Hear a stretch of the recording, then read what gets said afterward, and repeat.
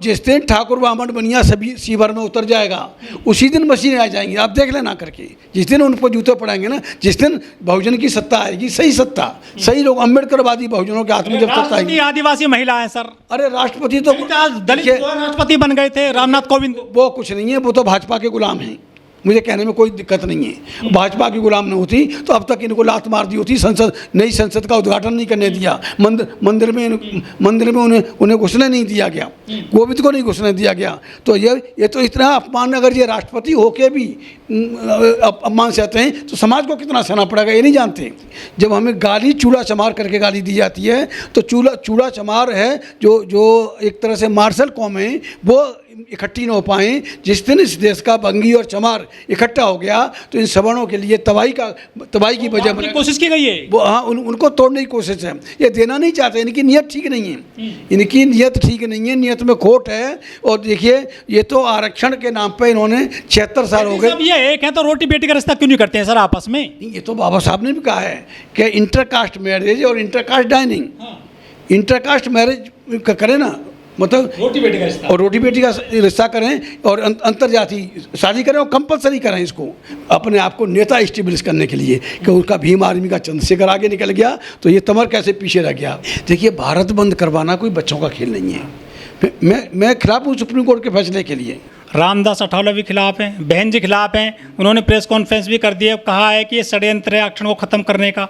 बाकी जो चंद्रशेखर है वो भी खिलाफ हैं, बीजेपी के कुछ लोग हैं वो भी कह रहे हैं कि गलत है ये। तो फिर मान कौन रहा है इस फैसले को? मान कोई नहीं रहा, सारे दलित समाज इसके खिलाफ हैं, इस फैसले के खिलाफ हैं। लेकिन कुछ जातियों ने लड्डू बांटे हैं, बर्फी बांटी है, खुश हो रहे हैं, वो सोच रहे हैं कि अब उन्हें नौकरी मिलेगी। आप हरियाणा में जाके देखें ना, नौकरी कहाँ मिली है? वहाँ वर्गीकरण हुआ था, पंजाब में वर्गीकरण हुआ था, और सिख बन गए थे, सिखों में सिख जात होनी चाहिए, वहाँ भी उनको मजहबी जात का नाम दे दिया। तो वहाँ जब वहाँ भी वर्गीकरण कर दिया, वर्गीकरण के वहाँ भेदभाव कर दिया, किस तरह से जाति को लड़ाने की। नमस्कार, मैं ओमदेव। आज हम हैं दिल्ली में, हमारे साथ हैं भाई तेज सिंह जी। भाई तेज सिंह जी अम्बेडकर समाज पार्टी के अध्यक्ष हैं, और हम जो आज बात करने जा रहे हैं उसका विषय है कि आगामी 21 अगस्त को भारत बंद की कॉल दी गई है दलित संगठनों के द्वारा। उस विषय पर हम बात करेंगे। तेज सिंह जी, क्या लग रहा है जो जजमेंट आया सुप्रीम कोर्ट का SC/ST को लेकर, आरक्षण को लेकर, उसको लेकर जो SC/ST जातियां हैं वो थोड़ी सी नाराज़ हैं, उसको लेकर उन्होंने 21 अगस्त की कॉल दे रखी है कि भारत बंद करेंगे। और उसमें भी जो भीमसेना के राष्ट्रीय अध्यक्ष हैं सतपाल तंवर, उनकी कॉल है मुख्य रूप से। क्या कहना चाहोगे? ये तो बात है कि हम लोग सुप्रीम कोर्ट के फैसले के खिलाफ हैं, क्योंकि सुप्रीम कोर्ट का फैसला संविधान के खिलाफ है, मतलब अनकॉन्स्टिट्यूशनल फैसला है। मैंने बताया आपको कि जो आर्टिकल 341 है, पार्ट 1 पार्ट 2 में, ये सिर्फ संसद को अधिकार है या प्रेसिडेंट को अधिकार, प्रेसिडेंट मीन्स गवर्नमेंट को अधिकार है। सुप्रीम कोर्ट को अधिकार नहीं है कि उस पर कोई ऊपर नीचे करे, कानून बनाने का अधिकार संसद का है। तो इसमें सुप्रीम कोर्ट ने कि खामखा उसमें उसने अपनी दखलंदाजी दिखाई है, वो गलत है। उसमें जो 7 जजों की बेंच थी, उसमें जो जस्टिस बेला एम त्रिवेदी हैं, वो भी गुजरात से आती हैं, उनका फैसला बिल्कुल सम्मत है। उन्होंने 204 का जो 5 जजों की बेंच का फैसला था उसको सही ठहराया, वो सही था।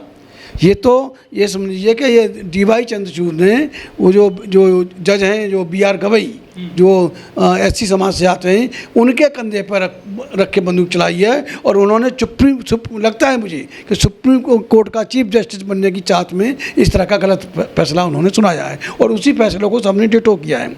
यहाँ तक रही कॉल की, भारत बंद की, जाट चमार महार आगे बढ़ गए हैं सर, वाल्मीकि बहुत पीछे रह गए हैं, वो आज भी झाड़ू पकड़े हुए हैं। देखिए भाई, मैं जाति की बात नहीं कर रहा, मैं कह रहा हूँ जो संघर्ष करता है वो तो आगे बढ़ेगा, उसे कोई नहीं रोक सकता। अरे सर, वाल्मीकि सुबह से लेकर रात तक संघर्ष तो कर रहा, सड़क पर सीवर में उतरता है वो। संघर्ष कहाँ कर रहा है? संघर्ष तो वहाँ से उससे उठ के ऊपर कर रहा है ना। वो जो गलियों में सफाई करना, ये संघर्ष होता है क्या? सफाई करना संघर्ष नहीं है, या गटर में घुसना ये संघर्ष है? ये संघर्ष नहीं है, ये देश सेवा है। ये बाबा साहब डॉक्टर अम्बेडकर के कहने से इन चमारों ने अपना जो पुश्तैनी पेशा था, मरे हुए जानवरों को उठाना, उनकी खाल खींचना, उनका कोविड में इन्होंने काम किया है देश में, कोविड में सफाई कर्मियों ने। अरे उनसे काम किया नहीं, उनसे लिया गया, जबरन लिया गया। ये सारी बदमाशी हुई है। प्रधानमंत्री पैर धो रहे हैं सफाई कर्मियों के सर, वो तो ड्रामेबाज है। ने कहा था 2014 में कि जब भी सफाई कर्मी सीवर में उतरता है तो उसे आध्यात्मिक सुख की अनुभूति होती है।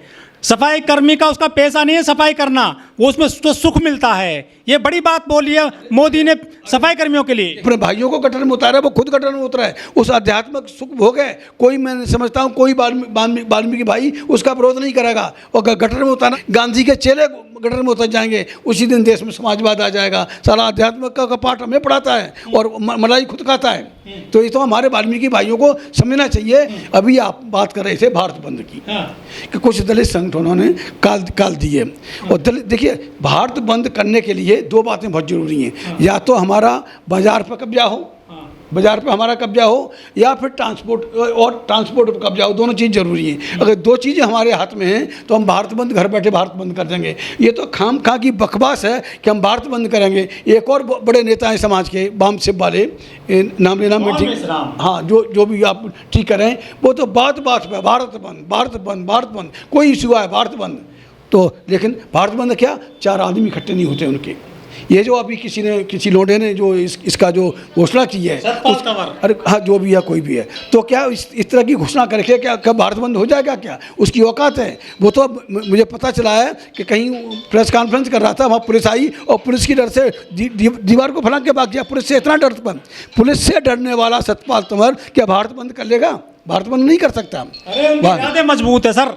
अरे इरादे मजबूत वाले पुलिस से नहीं डरते, पुलिस से टकराव करते हैं। हमने पुलिस आतंक विरोधी रैली की। हमने जब 3 लोगों को फिरोजाबाद में मारा गया था, दलित और मुसलमान थे, जब मारा गया था, पुरानी बात है, हमने पुलिस आतंक विरोधी रैली की पूरे उसमें करीब आगरा मंडल में। और उसमें जो पहले आगरा मंडल ही होता था, पूरे मंडल में, चूँकि फिरोजाबाद का मसला था, पुलिस आतंक विरोधी रैली। और उसका असर हुआ, जब हमारी रैली हुई तो पुलिस वाले थाना बंद करके भाग गए थे। हमारी जो राष्ट्रीय महासचिव में, जब उन्होंने गीता रामन जलाई, जब वो डीएसपी ने वहाँ गाली दी उनको, वहाँ थाने में बैठ के थप्पड़ मारा। अगर मर्द का बच्चा है तो वहाँ भागता क्यों? पुलिस के डर के सामने आए ना।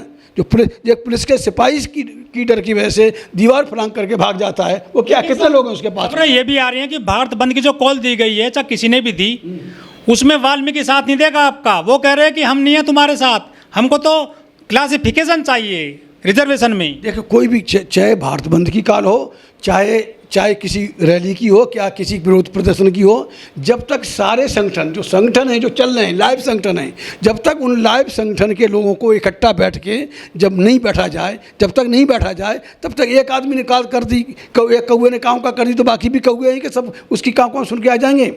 ये कौआ समाज नहीं है, ये दलित समाज, बहुजन समाज कौआ नहीं है कि कोई सतपाल तंवर नाम का लौंडा आवाज़ लगा देगा कि भारत बंद है और हम उसके पीछे हुए नाचते हुए चले जाएंगे। जब अगर भारत बंद नहीं, भारत बंद हम नहीं करेंगे, हम अपने लोगों को रोकेंगे भी नहीं। हम, क्योंकि ये कॉज ऐसा है, समाज से जुड़ा हुआ है, समाज के बंटवारे का सवाल है। समाज को बांटना चाहता है सवर्ण समाज, सरकार बांटना चाहती है, सुप्रीम कोर्ट बांटना चाहता है। हम उस बांटे जाने के खिलाफ हैं, इसलिए हम अपने लोगों को रोकेंगे नहीं, लेकिन सार्थक हम उसमें शामिल भी नहीं होंगे। क्योंकि ये कॉल तो जब जितने संगठन हैं, अगर संगठन सारे मिलकर बैठ के बात करते और उसमें फैसला लिया जाता, उसमें सूरा में फैसला लिया जाता, तब तो सोशल मीडिया में खबरें खूब चल रही हैं इस तरह की। सोशल मीडिया में खबरें चले, सोशल मीडिया तो क्या सबकी उंगली पर नाच रहा है ना। सोशल मीडिया तो कोई कैसे भी कर दे। तो बड़ा संदेश जा रहा है सर। संदेश देखिए, 2 अप्रैल 2018 का जो SC/ST एक्ट के खिलाफ जो सुप्रीम कोर्ट का फैसला आया था, उस समय बात थी पूरा समाज, किसी संगठन का नहीं था वो भारत बंद, किसी संगठन का नहीं था। और उसमें उस समय मैं बिहार में था और मैंने खुद देखा, मैं खुद शामिल था कि बिहार के मुसलमानों ने पूरा बढ़ चढ़ के हिस्सा लिया SC/ST एक्ट के समर्थन में। तो ये किसी नहीं था। ये भीम सेना कहाँ है? अभी आप नाम बता रहे हैं, मैंने तो कभी नाम सुना नहीं। जो कभी भीम आर्मी, कभी भीम शर्मा, ये कहाँ है? कौन सी लड़ाइयाँ लड़ रही है भीम आर्मी? कौन सा क्या कर रहे हैं? बकवास करते हैं। और तमाम भीम आर्मी के चक्कर में तमाम हज़ारों लड़कों के ऊपर मुकदमे दर्ज हैं, वो कोर्ट कचहरी के चक्कर काट रहे हैं, उनको फंसा देते हैं ये लोग और फिर भाग खड़े हो जाते हैं। तो ये जो कॉल है, ये किसी एक व्यक्ति की कॉल है, एक व्यक्ति की कॉल के पीछे मैं नहीं समझता कि कुछ, जब आपका बाजार पर कब्जा नहीं है, ट्रांसपोर्ट पर कब्जा नहीं है, कैसे भारत बंद करेंगे? और जो कॉल देने वाले 2 अप्रैल की कॉल किसने दी थी 2018 में? फिर 2018 की एकदम समाज के उससे निकली, ये समाज की नहीं है। वो तो भीम सेना का वो बता रहा है ना अपने आप को, मैं भीम सेना का हूँ, कि कौन क्या कर रहा है। चंद्रशेखर रावण ने भी इसका विरोध कर दिया, चंद्रशेखर रावण ने भी इसका विरोध कर दिया।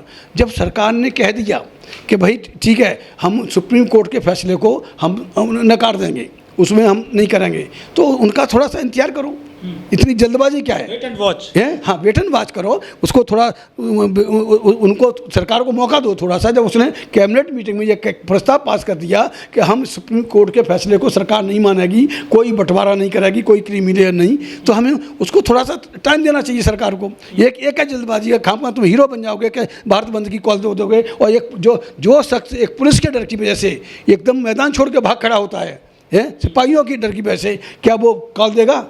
वो क्या इसमें बढ़ चढ़ के खेलेगा? कितने लोग हैं उसके पास? भीमसेना में कितने सैनिक हैं उसके पास में? वो बताए ना, ये बच्चों का खेल है क्या? तो गुमराह कर रहे हैं समाज को ये। बिल्कुल गुमराह कर रहे हैं, सिर्फ अपने आप को नेता स्टेब्लिश करने के लिए कि उनका भीम आर्मी का चंद्रशेखर आगे निकल गया तो ये तमर कैसे पीछे रह गया, वो फलाना कैसे पीछे रह गया। बनना चाहते हैं ऐसे लोग, समाज को फायदा मिलेगा ऐसी कॉल से, ऐसे नेताओं से? देखिए, अगर हमारा प्रदर्शन कमजोर रहता है तो उससे फायदा होने के बजाय नुकसान होगा, संदेश गलत जाएगा, संदेश गलत जाएगा। ऐसे कमज़ोर प्रदर्शनों से ये संदेश गलत जाता है, सरकार के ऊपर दबाव नहीं बनता, सुप्रीम कोर्ट के ऊपर दबाव नहीं बनता, ऐसे नहीं है। इस तरह के काम नहीं करने चाहिए। सबको आम राय कायम करते हुए सबको एक साथ लेकर मीटिंग होती, सभी संगठनों की मीटिंग बुलाई जाती, कोई भी कॉल देता और उसमें फैसला किया जाता, तब ये बात होती। और मैं समझता हूँ अगर वो ऐसा किया जाता तो निश्चित तौर पर भारत भी बंद हो जाता।